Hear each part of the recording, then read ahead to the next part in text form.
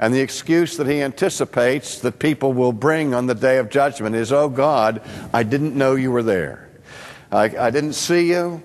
I didn't make the connection between the world around me and you as the Creator, and so I hope you'll forgive my lack of drawing the proper inferences from the external data.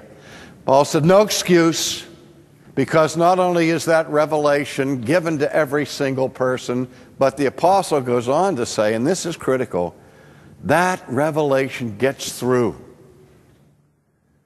So according to the apostle Paul, there is no such thing as an honest atheist.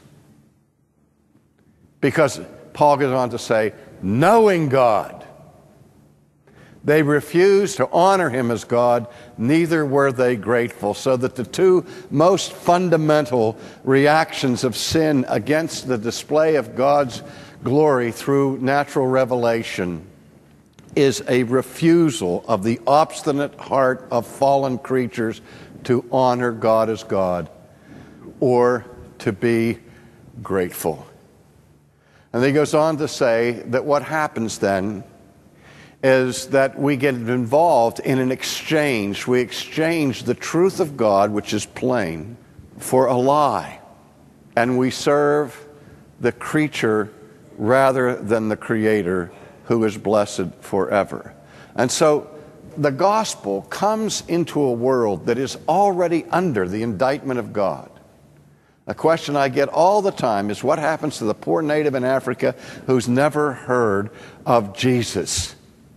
The poor innocent native in Africa who's never heard of Jesus. You've heard that. I've heard that question 1,000 times. What happens to the poor innocent native in Africa who never heard of Jesus? I said, the poor innocent native in Africa, if he dies, goes straight to heaven.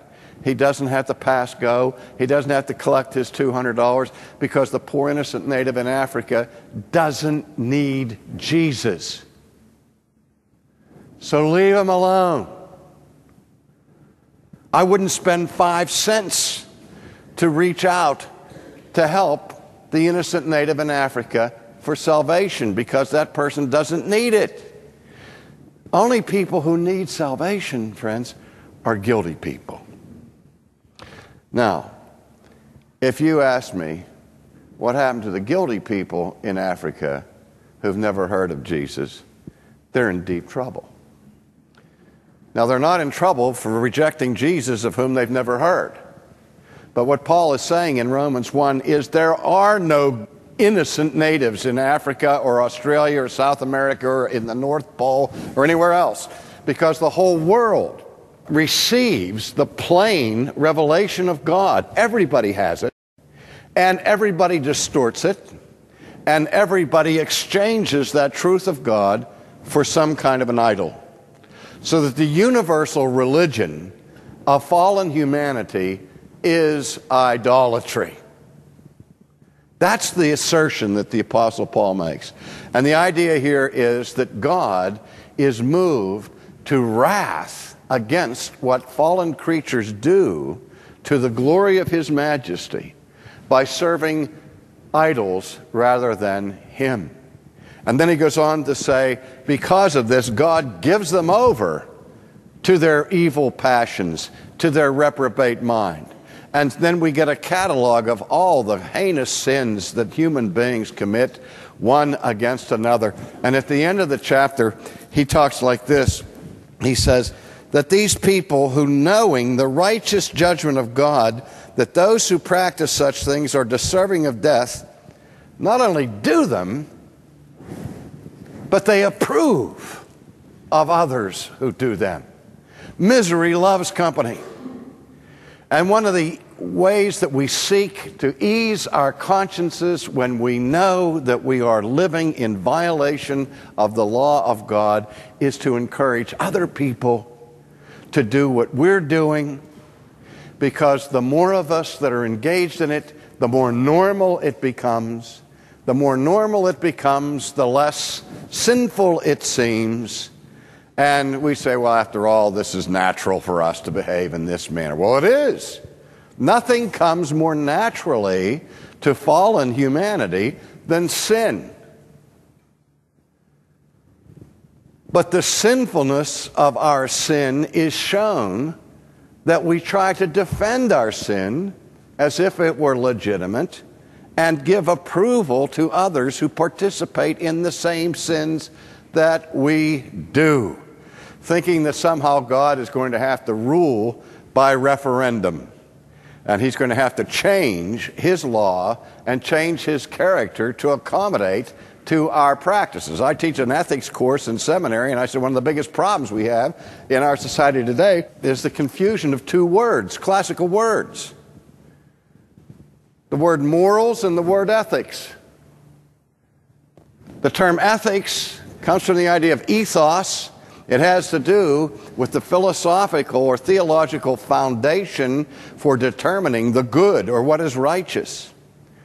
Morals comes from the idea of mores, which simply is the study of the given practices of a given group of people in a given society at a given time.